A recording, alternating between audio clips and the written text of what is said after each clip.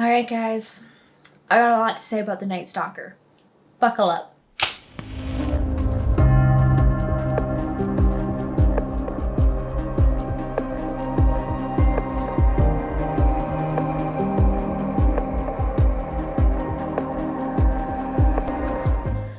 Hello everyone, welcome to the Morbid Monologue, and every Friday we dig into some morbid content. I'm sure all you've heard about lately is the Night Stalker documentary on Netflix. It's a 4-episode series on the crimes committed by Richard Ramirez, aka the Night Stalker. And I've heard a lot of mixed reviews from people. Some thought it was too gruesome and graphic, others wanted to know less about the detective solving the case and more about Richard himself, and other people thought it was fantastic. I watched all of it, and personally, I fall in the thought it was fantastic camp. Honestly, I didn't think it was all that graphic. I mean, it is a serial killer documentary, but I understand everyone has different tolerances for that kind of thing. So if you didn't like all of the crime scene photos and bloody cinematic shots in that documentary, this week's episode is for you, because I won't be showing anything gory here. I'm just going to be giving the whole story. I want to start with what the Netflix series doesn't really talk about, and that's Richard Ramirez's childhood and events that led up to turning him into the Night Stalker. He was born on February 29th, 1960 in El Paso, Texas. Richard was the youngest of 5 children, and it's reported that he already had a rough start before even being born. His mother had a difficult pregnancy with him due to the inhalation of chemical fumes at the boot factory she worked in, causing her body to try to reject the fetus. Obviously, she did end up giving birth to Richard, and from what I've read, he was more or less fine, until suffering multiple head injuries. At the age of 2, a large dresser fell on his head, almost killing him and giving him a serious concussion. Later in elementary school, he was knocked unconscious by a swing. After this, Ramirez began experiencing seizures, and around the time he was in the 5th grade, it was determined he had epilepsy, believed to be caused by his head injuries. And as a result, he was removed from his school's football team. Information I've read about Richard states that he was a bit of a loner, and I would imagine having those seizures and then being removed from the football team would further isolate him from his classmates. By the time he was in the 7th grade, his grades began declining, and he started sniffing glue. At home, things weren't much better. Although it's said that Richard's father didn't want to perpetuate a cycle of child abuse due to the abuse he himself received from Richard's grandfather, he did end up abusing his children, including Richard, and in at least one instance, tied Ramirez to a cross in the cemetery, leaving him there at night as punishment. At the age of 12, his cousin Miguel returned home from serving in Vietnam and became a role model to young Richard. Unfortunately, he was the worst kind of role model, and in my opinion, was a large reason for who Richard Ramirez would later become. While the two hung out, Miguel would share war stories and photos, including a photo of him posing with a decapitated head belonging to a Vietnamese woman who he tortured, raped, and then murdered. He would also teach him how to tie people up. When he was 13, Richard was present when Miguel and his wife began to fight. During the altercation, Miguel became angry and ended up shooting his wife in the face, killing her. Miguel was found not guilty by reasons of insanity and was released in 1977 after spending just 4 years at the Texas State Mental Hospital. Throughout Richard's teenage years, he began burglarizing people's homes and is taught by his older brother Ruben how to do it even better. Combine that with the fact that he is also living with his older sister at the time, whose husband was a peeping Tom that would bring Richard along to spy on women. And we're starting to see all the pieces come together that made Richard Ramirez into the Night Stalker. Richard Ramirez's first disturbing crime happened while he was still in high school.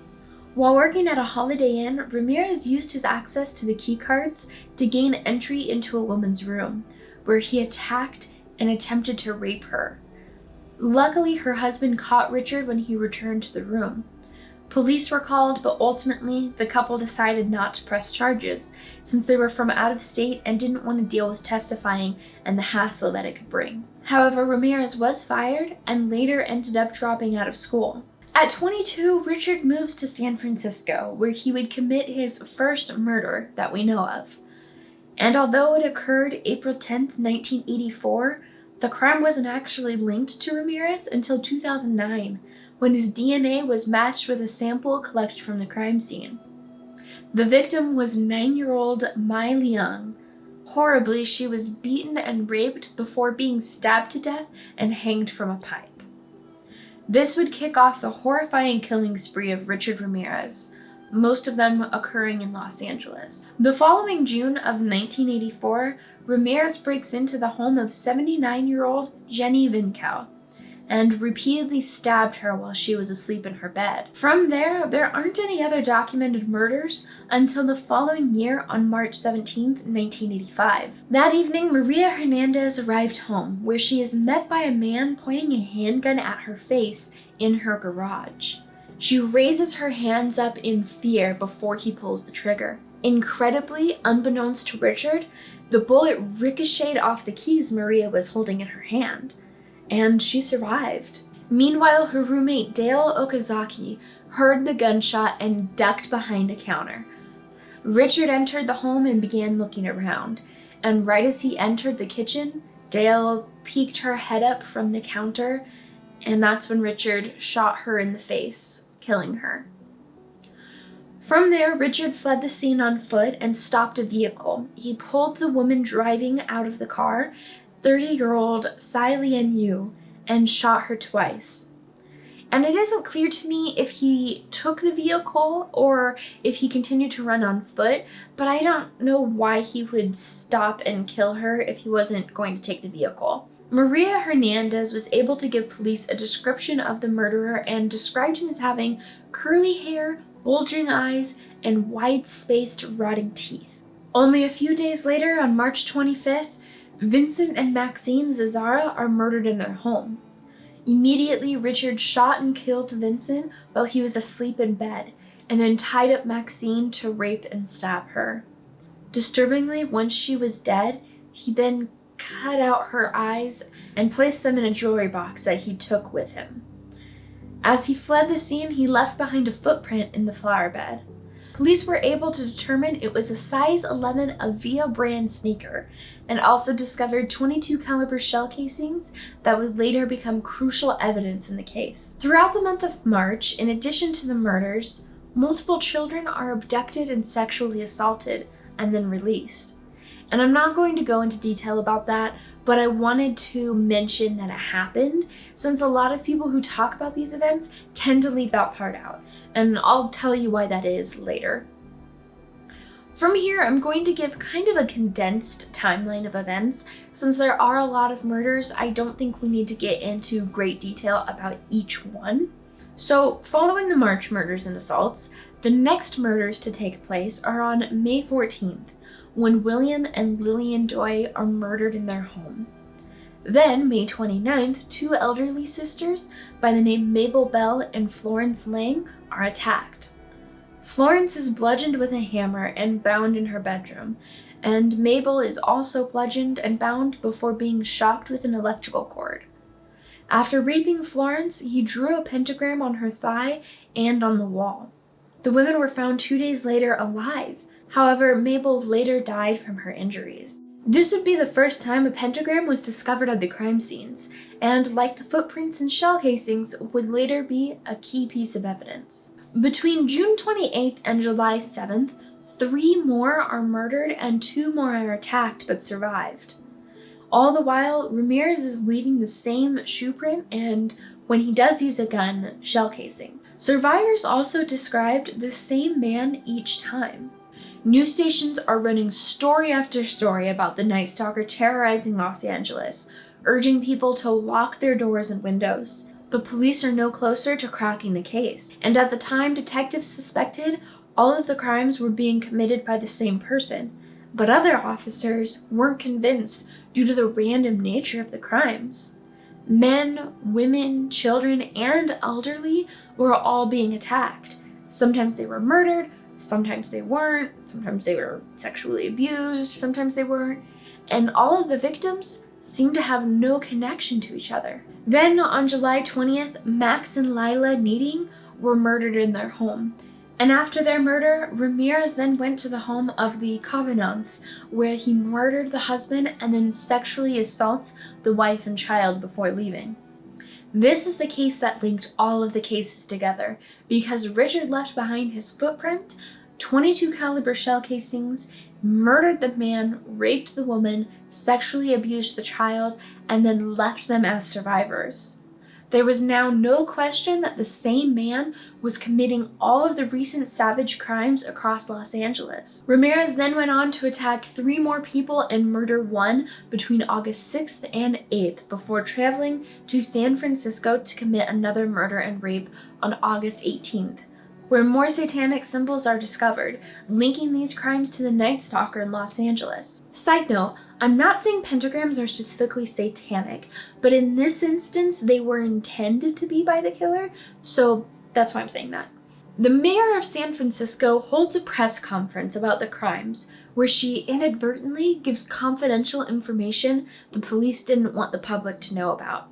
The footprints left by the size 11 Avia shoes and the 22 caliber shell casing. This prompts Ramirez to ditch the shoes and gun, the shoes never being recovered. August 24th, the Night Stalker is back in Los Angeles and enters the home of Bill Carnes, shooting him and raping his fiancée. Both survived the attack. After this, a young boy hears footprints outside his home. Scared that it's the Night Stalker, he tells his parents, and the noise and commotion that they cause scares Ramirez off, and the boy is able to take note of the year, make, model, and a partial plate number of the car as he drives off. The information is given to the police, and when they locate the car abandoned, they find a single fingerprint on the rearview mirror. Being careful to never leave any fingerprints at any of the crime scenes, this is the first time police find a print from the Night Stalker. Now, at this time, police have a fingerprint, but they don't know who it belongs to yet. Because you have to remember, this is the 80s, so they have prints on file of criminals, but they don't have the software to input a print and have a computer find a match for it automatically. They have to compare it to a print of a suspect they have to see if it matches. And as of right now, they don't have a suspect. That is, until a man comes forward with information. The man was a transient that frequented the Greyhound bus stop and became friends with a man named Rick. The man explains that Rick told him about a murder he committed in Los Angeles and later gave him a gun and a boombox, which he then sold to another person. Police tracked down the person that purchased the gun and boombox and discovered the boombox belonged to Mabel and Florence, and the gun was the same caliber as the one used in some of the murders. So now police have the murder weapon and the name Rick. After this, a police informant gets information on a bracelet that he believed came from one of the victims of the Night Stalker. Police were able to trace it back to a man that got the bracelet directly from the killer. Detectives convinced the man, they hit him a few times, to give up the name of the Night Stalker. He eventually tells them the name Richard Ramirez. Now that they have a name, they search their database for criminals with the name Richard Ramirez, and since Ramirez had a long criminal history due to burglaries and various other crimes he committed, he was in the system. Detectives compare the fingerprint to the ones on file for Richard, and they get a match. So now the hunt is on. News stations are showing Richard's face on every channel. Posters and newspapers have his image printed all over town. During this time, Ramirez had actually been out of town on his way to Arizona to see his brother, but for some reason that didn't happen and he returned to Los Angeles, unaware that he was now wanted for the murders and crimes he committed. As soon as he makes it back to LA, he immediately sees a newspaper with his face on it, identifying him as the Night Stalker. Panicked, he gets on a bus and people start to recognize him. He gets off the bus and makes a run for it, attempting to stop cars along the way to carjack and make an escape, but is unsuccessful. Eventually, he finds himself in East LA and attempts yet again to carjack a person. But this time, citizens in the neighborhood see what is happening and intervene. And once they recognize who he is, begin to beat him and hold him there until police arrive.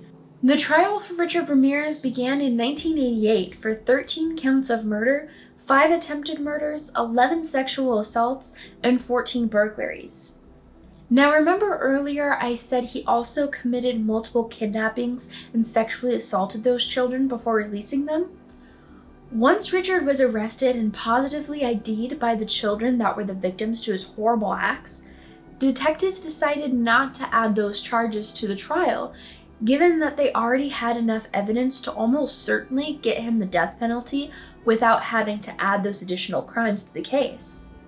If they had added them, the children would have had to testify and go through all the ugly things that come with a high-profile trial like this. So that's why those details often get left out of the full story, because he never technically was convicted of those crimes. During his first court appearance, he raised his hand showing a pentagram on his palm and yelled, "Hail Satan."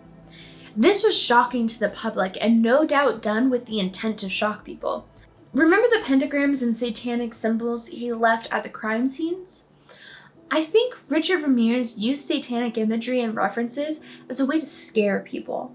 The 1980s were the years of what was called the Satanic Panic in the US. In short, there were conspiracy theories of a global satanic cult that included wealthy and powerful world elites in which children were abducted or bred for human sacrifices, pornography, and prostitution. Wait, are we still talking about the 80s?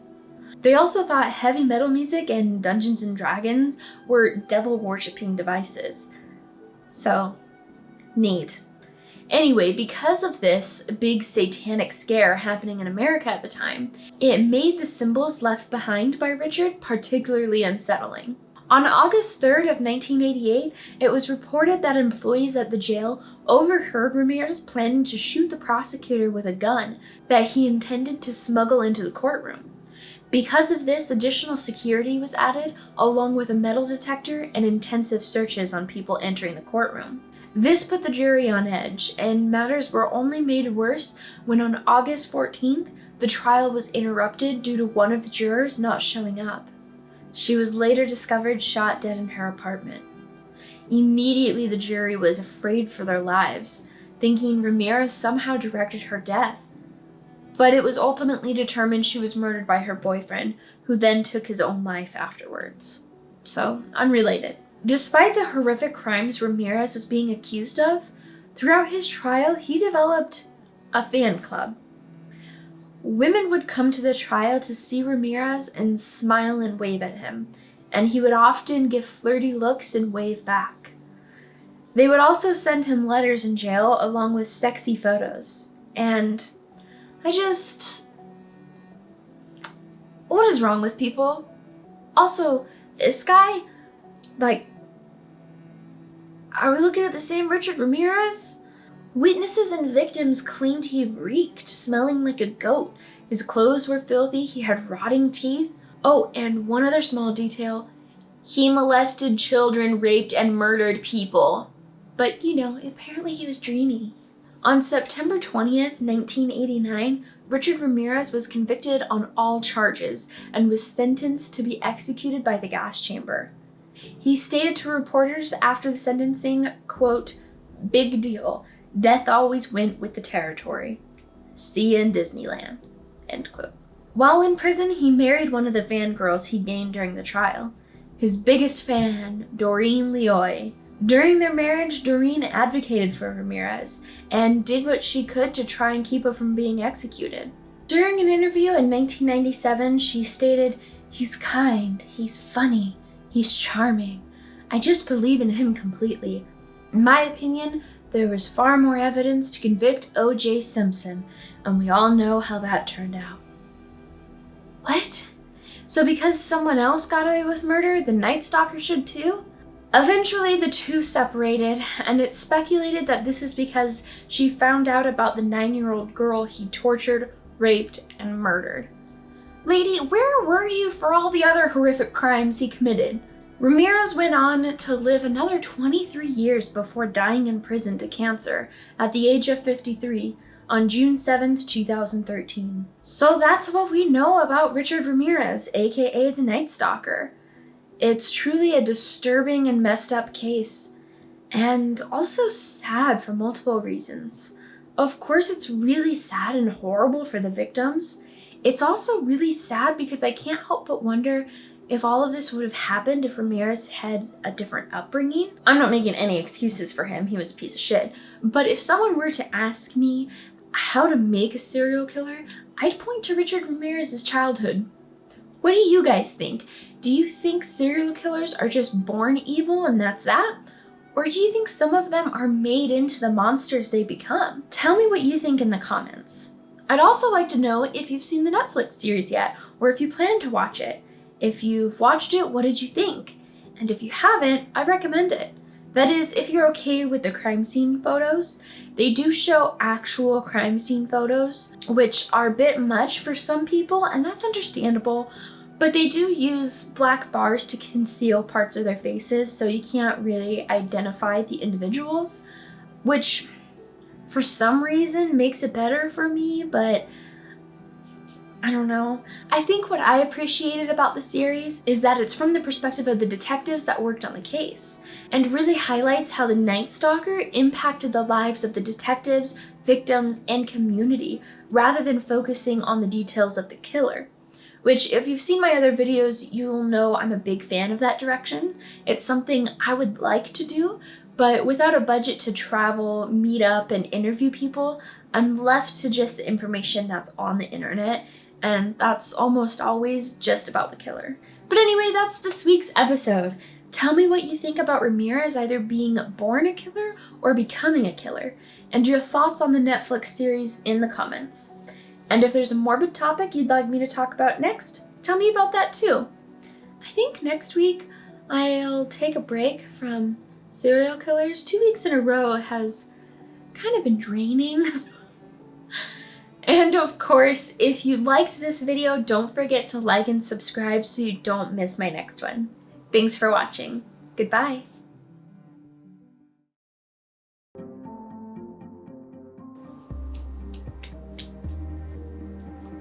That he intended to snuggle? Oh, not snuggle. Smuggle.